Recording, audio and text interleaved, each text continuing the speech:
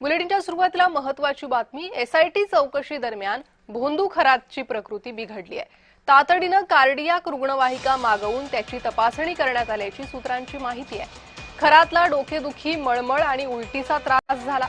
छातीत दुखत असल्याने काही काळ ऑक्सिजनही लावलं होतं अशी माहिती मिळते। 2 दिवसांपूर्वी भोंदू अशोक खरात याच्या वकिलांनी न्यायालयात खरातला न्यूरोसर्जनकडे घेऊन जाण्याची मागणी केली होती।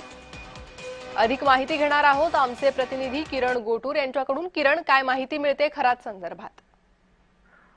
रेडिता, मागच्या काही दिवसांपासून अशोक खरातची जी चौकशी आहे ती एसआयटी कडून केली जात आहे।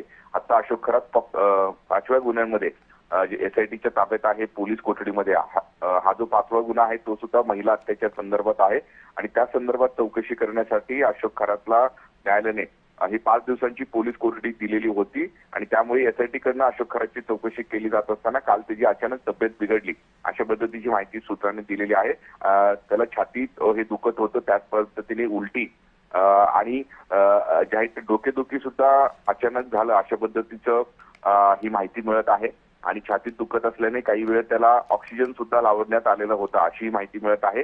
या सगळ्या प्रकारानंतर तातडीने एसआयटी कडून एक अँब्युलन्स आणि डॉक्टरांची टीम बोलवून संपूर्णपणे अशोक खरातची तपासणी करण्यात आली अशाही पद्धतीचं माहिती मिळालेली आहे। अगदीच मागच्या सुनावणीमध्ये अशोक खरातच्या वकिलांनी अशोक खरातला एका न्यूरोसर्जनकडे तपासणीसाठी घेऊन जावं अशा पद्धतीची मागणी केलेली होती आणि त्यानंतर अशोक खरातची काल तब्येत बिघडली होती अशी जी आहे ती माहिती सूत्रांनी दिलेली आहे आणि त्यानंतर संपूर्णपणे एसआयटी कडून हे डॉक्टरांची टीम बोलून आता जे अशोक खरातची संपूर्णपणे तपासणी करण्यात आलेली आहे। जी किरण, तुम्ही अशाच प्रकारे जोडलेले रहा। आणखी एक महत्त्वाची अपडेट या संदर्भात येत आहे, त्या संदर्भात तुमच्याकडून माहिती घेईन।